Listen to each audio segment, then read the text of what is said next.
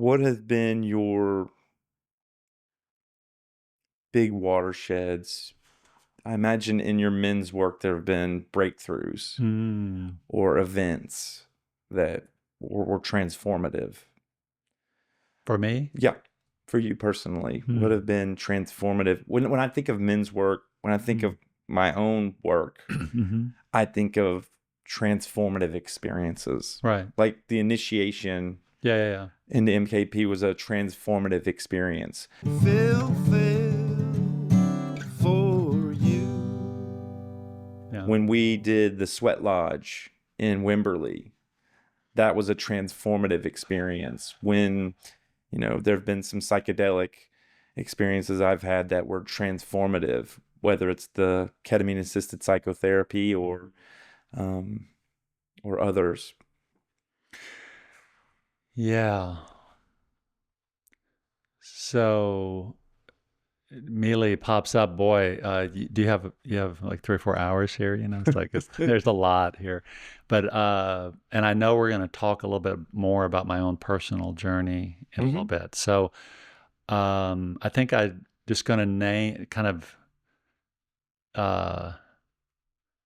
I'm going to name 3 very briefly experiences I've had, just to sort of give you a glimpse of the things that are possible in this world. Okay. So on my men's weekend with MKP, I got to experience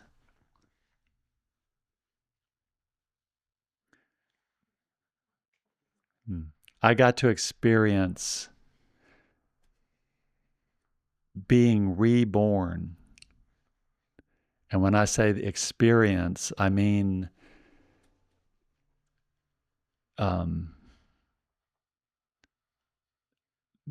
no clothing in a group of men. And this is a man who's always had a lot of body shame. So I was invited to choose to face, to show that, to go step through that shame and not have clothes on, and actually go through a birth canal experience. It was physical, into the arms of a loving, accepting father. Which I'm tingling saying this right now, because that was so transformative, such a actually realizing my actual experience and what I really needed. Yeah. And recreating that experience for myself. Yeah, part of the MKP is psychodrama. Yes. And this was experiential learning, experiential processing. Yes. And in a group of people, you were able to recreate a birth scenario. That's right. And have it happen in the best possible way. So powerful, so powerful. Okay, number 2. Number 2, after my second divorce, I went out to the East Bay, and they have every year, they've got a 4-day retreat in the woods. And I went out there, and when we came back from the woods, I was at my brother's house up on a hill overlooking the Oakland Bay. It's like 10 o'clock at night. There's 15 men in this yard, and they did this. I was really traumatized by this divorce process. And they led me to energetically digging my own grave and having a burial memorial process for the old David. And then they led me to doing this rebirth, this the new David, stepped out of the ground and celebrated this new David in front of all these men and in front of the world. It was like on top of this hill.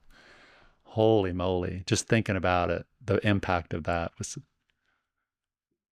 just incredible. Another psychodrama type of ritual. That's right. Where you buried your old self, you buried the past. That's right. I think about people kind of not just in my mind. This was fully energetic. Physical, yeah. It was integrated. Everything. And in community. And being seen in that, and loved and supported. The world sees this not alone with my journal, but out in the world. Yeah. The world sees the death, they see the rebirth. You're now a man, a new man. That's right. That's right. That's number 2. Number 2. And number 3, I'm a part of this community, and they have an initiation process. Initiation is kind of like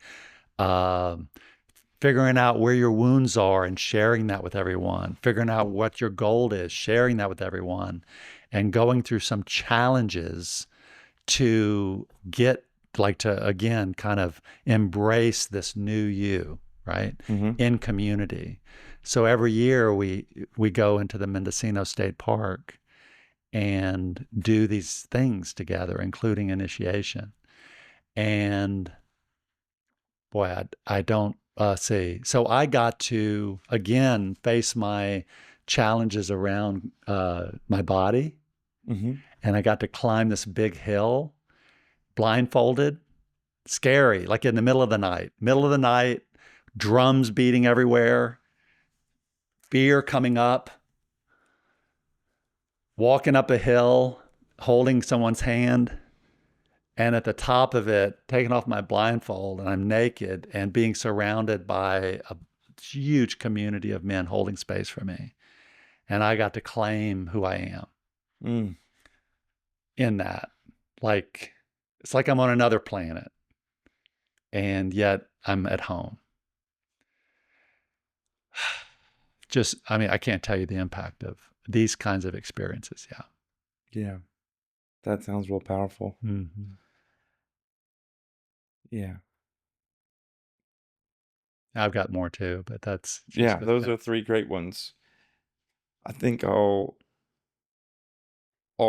men's work stuff isn't naked, everybody. That's right. Just these were. No. But not all the time. No. In Not all the time. fact, where it's beneficial is for the men where that's a problem. Well, there's body shame. Right. Where they're not comfortable with their body. They think they that's can right. hide it. And so we're not doing that just for it's not sexual. Yeah, it's not a weird thing, guys. It's nothing like that. Yeah, you can project that on us, but that's not it at all. That's not it at all. It's about being fully accepting ourselves and each other. Yeah.